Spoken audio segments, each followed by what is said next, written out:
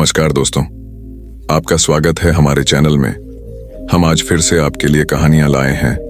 आप सबसे रिक्वेस्ट है कि वीडियो को अंत तक सुनिएगा, क्योंकि ये कहानी आपकी जिंदगी को बदलने वाली है।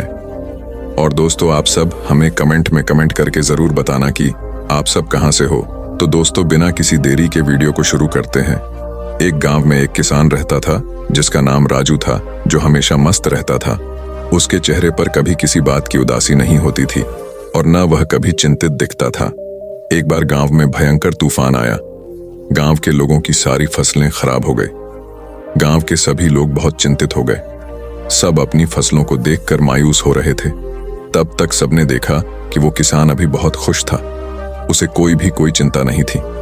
गांव के लोगों ने राजू से पूछा, क्या बात है राजू, तेरी सारी फसलें खराब हो गई, तुझे अभी भी चिंता नहीं है? तू इतना खुश कैसे है? उसने कहा, इसमें उदास होने वाली क्या बात है? उसने कहा, चिंता छोड़ दो भाई, हमेशा मस्त रहना सीखो, हंसते रहना सीखो। गांव वाले बोले, इसमें भला मस्त रहने जैसा क्या है? कैसे हम मस्त रह सकते हैं? हमारा नुकसान हो गया है, फसलें खराब हो गई, अब हम क्या खाएंगे, अपना जीविका कैसे चलाएंगे, और इसमें भला हम कैसे मस्त रहें? अब तू ही बता, क्या तुझे कभी किसी बात की चिंता नहीं होती? तू हमेशा खुश कैसे रह लेता है? उसने कहा, अरे भाई चिंता छोड़ो, मस्त रहना सीखो। वो कहता है, ठीक है, लेकिन मस्त रहने के पीछे वजह भी तो होनी चाहिए। हमें तो चिंता हो जाती है। वो कहता है कि हर चीज की चिंता जिम्मेदारियों की चिंता। हम बच्चे थोड़ी हैं कि हमेशा खुश रहे। 15 साल के बाद उनको भी चिंताएं घेर लेती है। अब तो चिंता ही चिंता है। मेरे बच्चों को पढ़ाई की चिंता है, उनके करियर की चिंता है, उनके फ्यूचर की चिंता है। मुझे उन बच्चों को खाना पीना और बाकी सारी घरेलू चीजों की चिंता है। तो भला इंसान कैसे खुश रहे? उसने कहा, खुश रहना एक कला है और मस्त रहना अपने आप में यह सोच है। गांव वालों ने बोला, तो क्या तुम हमें यह कला सिखा सकते हो कि हम भी हमेशा खुश और मस्त कैसे रह सकते हैं? उसने कहा, मैं तुम्हें एक मजेदार कहानी सुनाता हूं, ध्यान से सुनो। बचपन की बात है। मैं अपने पिता के साथ एक बार जंगल के रास्ते से शहर जा रहा था, क्योंकि हमें फसलों को बेचना था। क्योंकि उस समय मेरे पिताजी काफी परेशान रहा करते थे। घर में बिल्कुल भी धन नहीं बचा था। अब तो फसलों को बेचना ही आखिरी हल था। जंगल जाते जाते शाम हो गई और जंगल में काफी अंधेरा हो गया था। रास्ता तो दिख नहीं रहा था। उस दिन भी ऐसे ही आंधी आई थी। तब तक हमारी बैलगाड़ी का पहिया जमीन में धंस गया और हम वहीं फंस गए। पापा ने पहिया बहुत निकालने की कोशिश करी, लेकिन वो निकला ही नहीं। अंत में हम हार गए। हमें कोई रास्ता नहीं दिखाई दिया। अब हम भूख प्यास से परेशान होने लगे और हमें डर लगने लगा। मैंने पापा से कहा, पापा मुझे बहुत डर लग रहा है। पापा ने कहा, चिंता की कोई बात नहीं, मैं तेरे साथ हूं, तू क्यों चिंता कर रहा है? लेकिन उनके कहने से मुझे कोई असर नहीं हुआ और मैं डरने लगा, क्योंकि जंगल से बहुत आवाज आ रही थी और वह जंगल बहुत ही डरावना था। पापा ने कहा, डरते नहीं हैं। काफी प्रयास करने के बाद हमने फैसला किया कि आज रात हम यहीं बिताएंगे। सुबह जैसे होती है, फिर हम बैलगाड़ी को निकालने की कोशिश करेंगे। फिर देखते हैं क्या कैसे करना है। लेकिन बात सुबह की नहीं थी। बात यह थी कि आखिर अब रात को खाएंगे क्या, क्योंकि हमारे पास जितना भोजन था हमने रास्ते में खत्म कर दिया था। हम दोनों बैठकर कुछ सोच ही रहे थे। तभी एक कुतिया दिखाई दी, जिसमें से प्रकाश की रोशनी आ रही थी। पापा ने बोला, तुम यहीं पर रुककर आराम करो, मैं अभी कुछ देखता हूं, शायद कोई मदद के लिए उपाय मिल जाए। पापा फिर चले गए और मैं वहीं पे बैठ के डर के मारे रोने लगा। काफी देर बाद पापा एक महात्मा के साथ आते हुए दिखाई देते हैं। वह महात्मा बनते ही दिव्य देख रहे थे। फिर हम तीनों ने मिलकर जोर लगाया और बैलगाड़ी का पहिया उस गड्ढे से बाहर निकाल दिया और हमारी बैलगाड़ी बाहर निकल गई। पापा ने उस महात्मा का धन्यवाद किया और हम लोग आगे चल पड़े। उस महात्मा ने हमें कुछ खाने को भी दिया था। मैंने पापा के हाथ में एक कागज देखा। मैंने पूछा, वो क्या है? लेकिन पापा ने उसके बारे में कुछ भी नहीं बताया। अब हम आगे बढ़ चले। पापा ने बताया नहीं कि महात्मा ने हाथों में क्या दिया था। मैंने उनसे फिर पूछा कि पापा हाथ में क्या है? उन्होंने बोला, कुछ नहीं है, ये तेरे काम की चीज नहीं है। धीरे धीरे काफी समय गुजर गया और हम निकल गए। काफी वक्त गुजर जाने के बाद मैंने पापा से पूछा, पापा उस पत्र में ऐसा क्या था कि जो आप मुझे बताते नहीं हो? तब पिताजी ने कहा, जब मैं इस दुनिया में नहीं रहा तो मेरे मरने के बाद तुम उस पत्र को खोलना, लेकिन एक बात और याद रखना, उस पर लिखी बातों को तुम जीवन भर याद रखना और कभी भी भूलना नहीं। उसने कहा, ठीक है पापा। अब काफी समय गुजर गया। गांव के लोगों ने राजू से पूछा, वो सब तो ठीक है, लेकिन हमें चिंता क्यों ना हो? हमें तो चिंता होगी ना, हमारी फसलें खराब हो गईं। राजू ने कहा, क्या तुम फसलों को ठीक कर सकते हो? उसने कहा, नहीं। राजू ने पूछा, क्या तुम दिन को रात बना सकते हो? उसने फिर कहा, नहीं। राजू पूछा, क्या तुम हवाओं को रोक सकते हो? उन्होंने कहा, नहीं। उसने फिर पूछा, क्या तुम बारिश करवा सकते हो? सबने कहा, नहीं भाई नहीं, हम कुछ नहीं करवा सकते, हम भगवान नहीं हैं। तो उसने कहा, जब तुम्हारे हाथ में कुछ है ही नहीं तो भला चिंता करके क्या पाओगे? सारे किसान सोच में पड़ गए कि अरे बात तो सही कह रहा है, इसमें भला ज्यादा चिंता करके क्या होगा? तब मोहन ने कहा, जब हमारे हाथ में कुछ है ही नहीं तो फिर हम चिंता का क्या करेंगे? इसीलिए मस्त रहना सीखो और मस्त रहने की आदत डालो, तभी तुम्हारे जीवन में खुशियां आएंगी। तब सब किसान ने कहा, लेकिन उस पत्र में ऐसा क्या लिखा था? क्या तुमने पिता के जाने के बाद उसे खोलकर नहीं देखा? उसने कहा, हाँ, पिता के मरने के बाद मैं बहुत अनाथ हो गया था, कुछ भी अच्छा नहीं चल रहा था, मुझे कोई रास्ता नहीं दिख रहा था कि अब मैं क्या करूं, क्योंकि उस टाइम मेरे पास कोई रोजगार नहीं था और मुझे ये खेती काम इतने अच्छे से आता नहीं था। तभी मेरे दिमाग में आया कि उस पत्र को मैं खोल कर देखूं कि इसमें ऐसा क्या लिखा है। फिर मैंने जब उस पत्र खोला तो मेरी आंखें खुली की खुली रह गईं। सबने पूछा, ऐसा क्या था उस पर्चे में, हमें भी बताओ। किसान ने कहा, उस पत्र में लिखा था कि ये वक्त भी गुजर जाएगा। मुझे इसका मतलब समझ में नहीं आया और उसका मतलब जानने के लिए मैं उस महात्मा के पास गया तो महात्मा ने बताया, ये समय भी गुजर जाएगा। मैंने कहा, ये तो ठीक है, आप तो वही बता रहे हैं जो इस परिचय पर लिखा है, लेकिन इसका मतलब क्या है? महात्मा ने फिर कहा, यह समय गुजर जाएगा। अब मुझे गुस्सा आया। मैंने फिर से पूछा, ये क्या मजाक है? मैं इसका मतलब पूछ रहा हूं और आप इस पर लिखी बातों को बार बार मुझे सुना रहे हैं। तब महात्मा ने कहा, तुम अभी परेशान हो, उदास हो, तुम्हें नहीं पता कि यह वक्त है, यह वक्त गुजर जाता है, हालात ऐसे ही नहीं रहेंगे, कुछ समय बाद सब ठीक हो जाएगा, सब कुछ बदल जाएगा और यह परेशानियों के बादल छंट जाएंगे। इसीलिए इस बात को याद रखो, यह वक्त गुजर जाएगा, वक्त कभी नहीं रुकता। अच्छा बुरा जैसा भी हो, वक्त गुजर जाता है, तुमको चिंता करने की कोई आवश्यकता नहीं है। तुम बस खुद को देखो, अपने हाथ को देखो और बस मेहनत करते रहो। धीरे धीरे वक्त जैसा भी हो, समय बदल जाता है। गौर से देखो, तुम्हारे हाथ में कुछ भी नहीं, तुम बेमतलब में फालतू की चिंताएं कर रहे हो, फालतू की मुश्किलों को और बड़ा बना रहे हो।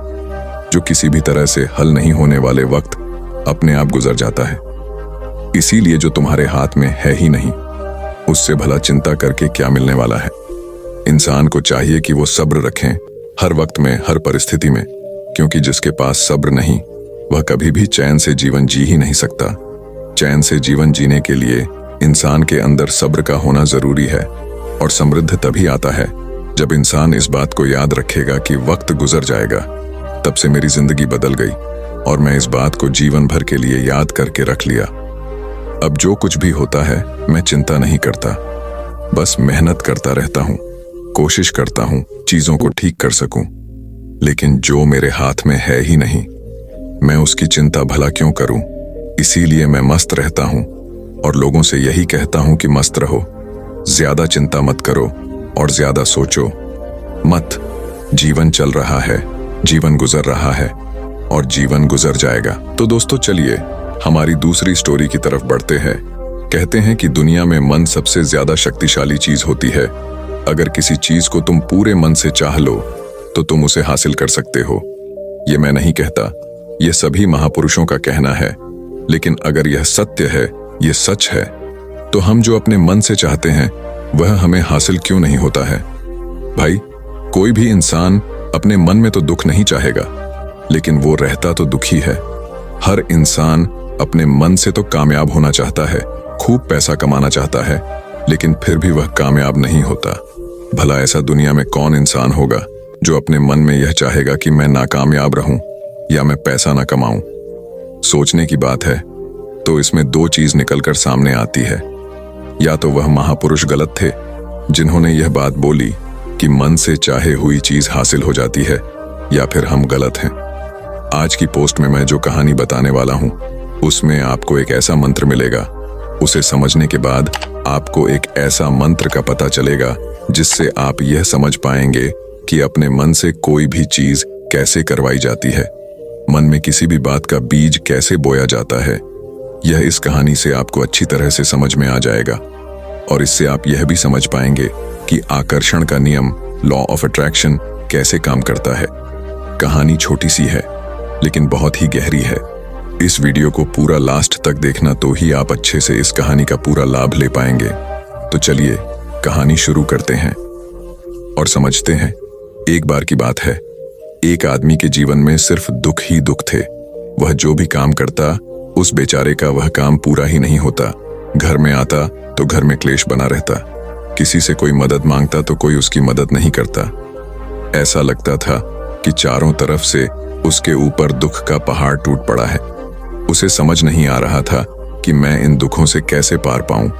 वह दिन रात यही सोचता रहता था कि अपने दुखों से छुटकारा कैसे पाना है। इसी कारण से वह रात में सो भी नहीं पाता था। उसकी आंखों के नीचे बड़े बड़े काले घेरे बन गए थे जो इस बात का प्रतीक थे कि वह आदमी कितना दुखी है और कितना चिंतित है। कभी कभी तो उसके मन में आत्महत्या करने के भी ख्याल आते थे, लेकिन अपने परिवार की चिंता करके वह यह कदम नहीं उठा पाता। वह इतना दुखी हो गया कि उसने निर्णय किया कि वह इन दुखों से छुटकारा पाकर ही रहेगा। इसके लिए चाहे उसे कितनी ही मेहनत करनी पड़े, कुछ भी करना पड़े, चाहे अंगारों पर चलना पड़े, लेकिन इन दुखों से छुटकारा हासिल करके रहेगा। ऐसे ही एक दिन उसने अपने मित्र से पूछा कि मैं अपने जीवन को कैसे सुधारें। उसके मित्र ने उसे बताया कि तुम किसी बाबा के पास जाओ। बाबाओं के पास ऐसा मंत्र होता है जिससे सारे दुख मिट जाते हैं, जीवन खुशियों से भर जाता है और धन संपदा भी हासिल होती है। तुम किसी ऐसे बाबा को ढूंढ लो, बस तुम्हारा काम बन जाएगा। उस आदमी के मन में यह बात पूरी तरह से पक्की बैठ गई कि कोई बाबा ही मेरा दुख दूर कर सकता है, और इसीलिए उसे किसी भी बाबा के बारे में पता चलता तो वह उस बाबा के पास पहुंच जाता, उस बाबा को अपनी समस्या बताता और उससे उसका समाधान पूछता और कहता कि बाबा मैं कुछ भी करने के लिए तैयार हूं, लेकिन मेरी इन समस्याओं से मुझे छुटकारा दिला दीजिए। आप जो कहेंगे मैं वह करूंगा, लेकिन मेरे जीवन को सुधार दीजिए। बाबा उसे कुछ टोने टोटके बताते थे करने के लिए और बदले में दान दक्षिणा ले लेते थे कि यह टोना टोटका करने के बाद तुम्हारे घर में सुख शांति बनी रहेगी। बस इस टोटके को पूरी विधि के साथ करना। वह आदमी घर लौटकर पूरी विधि के साथ टोने टोटके करने लगा, लेकिन बहुत टोने टोटके करने के बाद भी उसके जीवन में कुछ बदलाव नहीं आया। इसके विपरीत उसका जीवन और ज्यादा दुखी हो गया। जो भी बाबा उसे टोना टोटका देता था वह बदले में उससे दान दक्षिणा लेता था, जिससे उसका धन भी धीरे धीरे खत्म हो रहा था। इससे उसके जीवन में दुख और ज्यादा बढ़ गया। तब उसे लगा कि बाबाओं के पास जाने से तो मेरे जीवन में दुख कम होने की वजह बढ़ते ही जा रहे हैं, तो मुझे क्या करना चाहिए, बाबाओं के पास जाऊं या ना जाऊं। फिर एक दिन एक आदमी ने उसे बताया कि तुम अपने घर में किसी पंडित को बुलाकर हवन करवा लो। हवन होगा, घर शुद्ध हो जाएगा, कोई भी बुरी ऊर्जा होगी घर में तो वह घर से बाहर चली जाएगी। किसी पंडित को बुलाकर पूरे विधि विधान उसे मंत्र उच्चारण कराओ, हवन कराओ, जिससे घर में सुख शांति आए। उस आदमी के मन में यह बात बैठ गई और उसने एक पंडित को अपने घर पर बुलाकर हवन करवा दिया। हवन अच्छी तरह से संपन्न हुआ। बदले में पंडित ने भी अच्छी दान दक्षिणा ली और उसके बाद वह वहां से विदा हो गया। लेकिन कुछ दिनों के बाद उस आदमी को महसूस हुआ कि उसके जीवन में अभी भी कोई बदलाव नहीं आया है। अब वह आदमी पूरी तरह से दुखी हो गया और ज्यादा परेशान हो गया। अब तो उसे लगने लगा था कि मेरे जीवन में से दुख कभी खत्म ही नहीं होंगे, और यही सोच सोचकर उस आदमी का बुरा हाल हो गया था। फिर एक दिन उसे अपने मित्र से एक ऐसे बाबा के बारे में पता चला जो समाधान बताने के लिए कोई दान दक्षिणा नहीं लेता था। उस आदमी को लगा कि यह बाबा दूसरे बाबाओं की तरह नहीं हो सकता, क्योंकि यह तो दान दक्षिणा लेता ही नहीं, और अगर दान दक्षिणा नहीं लेता तो यह सच में कोई सिद्ध बाबा होगा। और यही सोचकर वह उस बाबा के पास पहुंच जाता है। जब वह आदमी वहां पर पहुंचता है तो वह बाबा ध्यान में बैठे हुए थे। यह देखकर वह आदमी वहीं पर चुपचाप बैठकर ध्यान से बाहर आने का उनका इंतजार करने लगा। थोड़ी देर बाद बाबा ने आंखें खोली तो सामने एक दुखी और परेशान युवक को बैठे देखा। उसकी आंखों के नीचे काले घेरे देखकर ही समझ गया कि यह आदमी अपने जीवन से कितना परेशान है। उसे संबोधित करते हुए बाबा ने पूछा कि बच्चा, क्या चाहते हो? बाबा के पास क्या लेने आए हो? उस आदमी ने कहा कि बाबा, मैं अपने जीवन से बहुत परेशान हूं। मैंने इन दुखों को दूर करने के लिए बहुत सारे रास्ते अपनाए, हर वो तरकीब करके देखें जो किसी बाबा ने मुझे बताई, हर वो काम किया जो कोई भी इंसान ने मुझसे करने को कहा, लेकिन मेरे जीवन में दुखों में कोई कमी नहीं आई। बाबा, इसके विपरीत मेरे जीवन में दुखों में बढ़ोतरी हो गई है। मुझे समझ में नहीं आ रहा है कि मैं क्या करूं। कभी कभी तो मैं आत्महत्या करने की सोचता हूं, लेकिन मैं अपने परिवार की सोचकर मैं यह कदम नहीं उठाता हूं। मैंने आपके बारे में बहुत सुना है बाबा, और मैं बहुत उम्मीद के साथ आपके पास आया हूं। कृपया करके मुझे कोई ऐसा मार्ग बताएं जिससे मुझे अपने दुखों से छुटकारा मिल जाए। मैं अपने दुखों से छुटकारा पाने के लिए कुछ भी करने को तैयार हूं। आप मुझे कोई भी रास्ता बताएं, चाहे वह रास्ता कितना ही कठिन क्यों ना हो, मैं उसको पार करके रहूंगा। बाबा ने महसूस किया कि आदमी तो सच में बहुत परेशान है। बाबा ने उसकी बात सुनकर कहा कि बच्चा, दुखों को दूर करने के लिए मंत्र ऐसे ही नहीं मिलते हैं। मंत्र पाने के लिए कुछ करना पड़ता है। तुम कुछ कर सकते हो। यह सुनकर पहले तो उस आदमी ने सोचा कि ये बाबा भी मुझसे दान दक्षिणा मांगेंगे, लेकिन और कोई रास्ता ना पाकर उस आदमी ने कहा, बाबा, आपको जितना भी दान दक्षिणा चाहिए मैं देने के लिए तैयार हूं, लेकिन आपका मंत्र सच्चा होना चाहिए, वह पूरा होना चाहिए, उसका फल मुझे मिलना चाहिए। उसके बाद मैं आपको जो भी दान दक्षिणा लेना चाहते हो मैं आपको दे दूंगा। बाबा ने कहा, दान दक्षिणा तो बहुत छोटी चीज है, मुझे वह नहीं चाहिए। इस पर वो आदमी सोच विचार करके बोला, तो बाबा, मैं अंगारों पर भी चलने के लिए तैयार हूं, आप मुझे बस आज्ञा दीजिए। बाबा ने कहा कि अंगारों पर चलने वाली छोटी चीज मैं तुमसे नहीं कराने वाला हूं। मैं जो तुमसे कराने वाला हूं वह बहुत कठिन मंत्र है, उसे पूरा कर पाओगे। उसने कहा, बाबा, आप मुझे बताइए तो सही, मुझे करना क्या होगा? मैं कुछ भी करने के लिए तैयार हूं। इस पर बाबा ने उसे कहा कि यहां से जब तुम अपने घर जाओ तो रास्ते में अपने मन में यह दोहराते जाना कि मैं सुखी हूं, मैं सुखी हूं। बार बार अपने मन में यही दोहराना, और याद रहे जुबान पर यह नहीं आना चाहिए, यह सिर्फ मन में दोहराना है। यह सुनकर वो आदमी बोला, बाबा, बस इतनी सी बात, ये तो मैं चुटकी बजाते कर लूंगा, लेकिन इससे होगा क्या? बाबा बोले कि इस मंत्र को करके तो देखो, वैसे भी तुमने इतने बाबाओं के मंत्र किए हैं तो इस मंत्र को भी करके देख लो। उस आदमी ने सोचा कि बाबा कुछ दान दक्षिणा तो ले नहीं रहे हैं, और छोटा सा मंत्र है, इसे तो मैं कर ही लूंगा। वो बोला, ठीक है बाबा, मैं यह मंत्र जरूर करूंगा। और वो आदमी यह कहकर वहां से चलने लगा। लेकिन जैसे ही वह चलने लगा, पीछे से बाबा ने बोला कि बच्चा, एक बात याद रखना, जब तुम यह मंत्र अपने मन में दोहराना तो तुम्हारे मन में बंदर के विचार नहीं आने चाहिए, बंदर का ख्याल भी नहीं आना चाहिए, तो ही यह मंत्र सिद्ध होगा। आदमी बोला, मुझे तो आज तक बंदर का कोई विचार नहीं आया, तो अब क्यों आएगा? आप चिंता मत करिए बाबा, मैं बस मन में यही दोहराऊंगा कि मैं सुखी हूं, मैं सुखी हूं। इसके अलावा बंदर का कोई भी विचार मेरे मन में नहीं आएगा। यह कहकर वह आदमी वहां से चल देता है। वह अपने मन में मैं सुखी हूं, मैं सुखी हूं, यह दोहराता हुआ थोड़ी दूर ही चला था कि उसके मन में अचानक बंदर का ख्याल आ गया। बंदर का ख्याल एक बार आया और चला भी गया, लेकिन उस आदमी ने सोचा, आज तक तो मुझे बंदर का कोई भी विचार नहीं आया, यह आज बंदर का विचार क्यों आ गया? और ऐसे करके उसने उस बंदर के विचार को पकड़ लिया और यह भूल गया कि मुझे क्या मंत्र दोहराना है, और वह बंदर के बारे में सोचने लगा। जब थोड़ी देर बाद फिर से उसे होश आया तो वह फिर से अपना वही मंत्र दोहराने लगा जो बाबा ने उसे बताया था, मैं सुखी हूं, मैं सुखी हूं। लेकिन अचानक से उसे एक बंदर दिखाई दिया। और यह देखकर फिर से उसके मन में बंदर का विचार उठ गया।